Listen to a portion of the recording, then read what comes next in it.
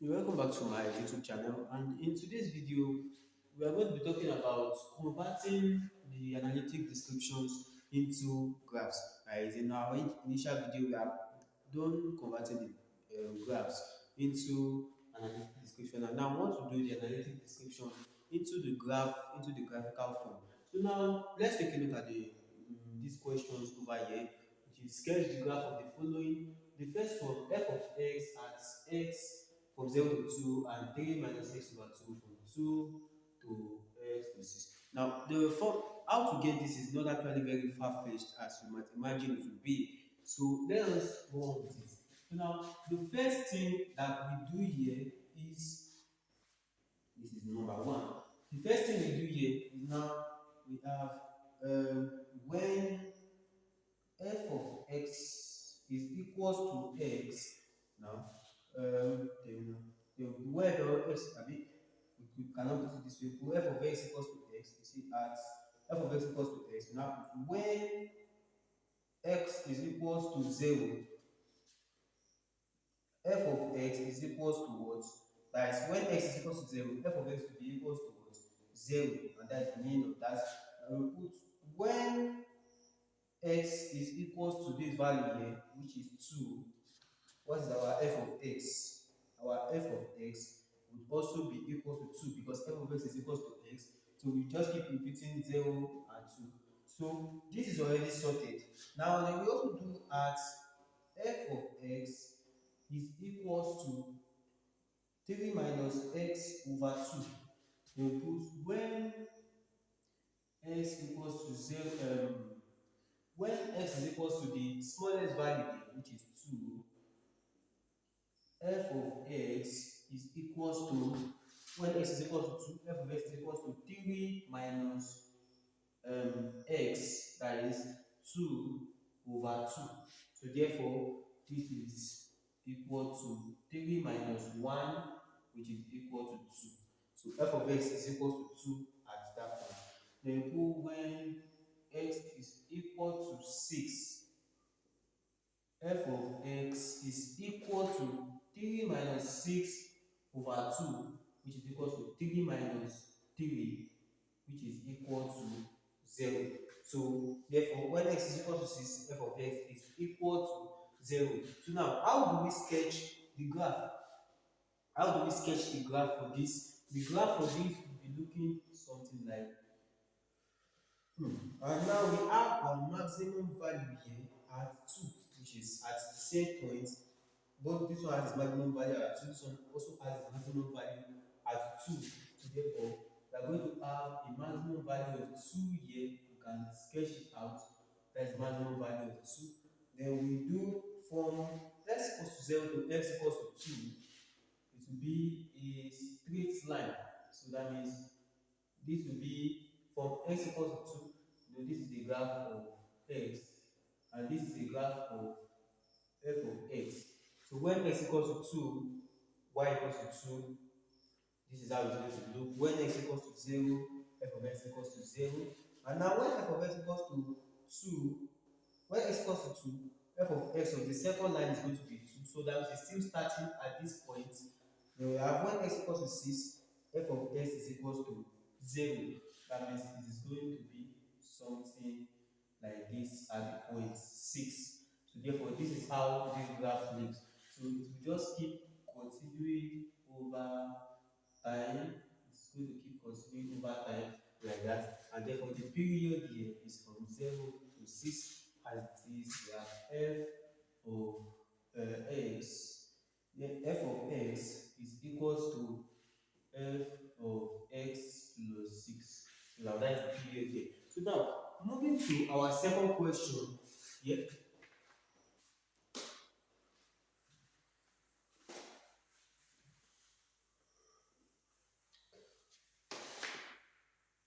Moving to our second question here, which might be a little bit tricky because of the square value. The order of the equation is 2. So now let us start with that. We put at f of x equals to 3x minus x squared. So now if we put when x is equals to 0, we have this as f of x is equals to 3 times 0 minus 0 squared, which is equals to 0. That's for that. Then when x equals to 3, f of x is equals to 3 times 3 minus 3 squared, which is equals to 9 minus 9, which will still give us 0. So now you see, this starts at 0 and this ends at 0, but you might think it is a flat line on the graph, but it's not a flat line because there is a value square here. So that means that there's going to be a turning point. It is going to be an arc, whether a maximum point or a minimum point. So now let us confirm which one of them it is. So now we do what we need to do is that we're going to find for f prime of x. So our f prime of x is equals to, so what we are trying to find for here is we are trying to find for the point whereby we're trying to find for the value of x whereby we're going to have our turning point. So we are going to find the value of x here. If we differentiate this, we get 3 minus 2x, and the turning point f prime of x is always equals to 0. So therefore this will become 2x is equals to 3, that is x is equals to 3 over 2, which is equals to 1.5.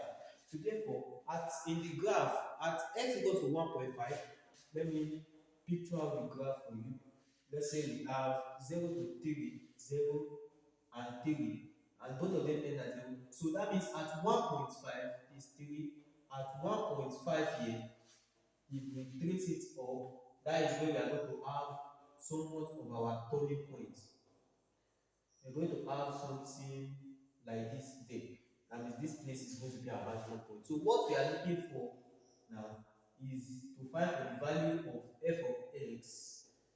We're trying to find for the value of f of x here, which is here, which we do not know. So now since we have known our value for x, we put f of x, which is the original equation here. Yeah, when we do when x equals to 1.5, f of x is equal to what? We have 3 times 1.5. Yeah, 3 times 1.5 minus 1.5 square, which is eventually going to give us 3 times 1.5, that is 4.5, minus then our 1.5 square, which is 3 over 2. If we look at it this way, we have 3 over 2 all square. This is 9 over 4.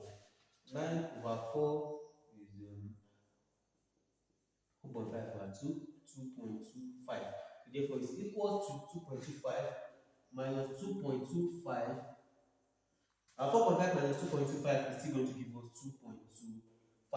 So therefore, the answer for this is equals to 2.25.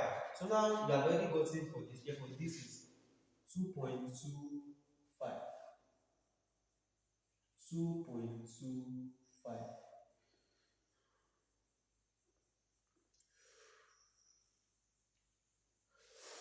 So that is it for that. And now we do at f of x is equals to 2 over 3x. 2 over 3x, then we do when x is equal to 3. When x is equal to 3, f of x will be equal to 2 over 3 times 3. 3 cancels 3, and this will be equal to 2. And it is starting at 2. You will put when x is equals to 6, f of x is equals to 2 over 3 times 6. 3 here 1, 3 here 2. So this is equals to 4. So therefore, its initial value is 2 and its lower value is 4. And it is a straight line, so that means that it is going to be starting somewhere at the value 2 here. Let's say this is 0.2. So it will be starting from here and it will be going all the way to 4.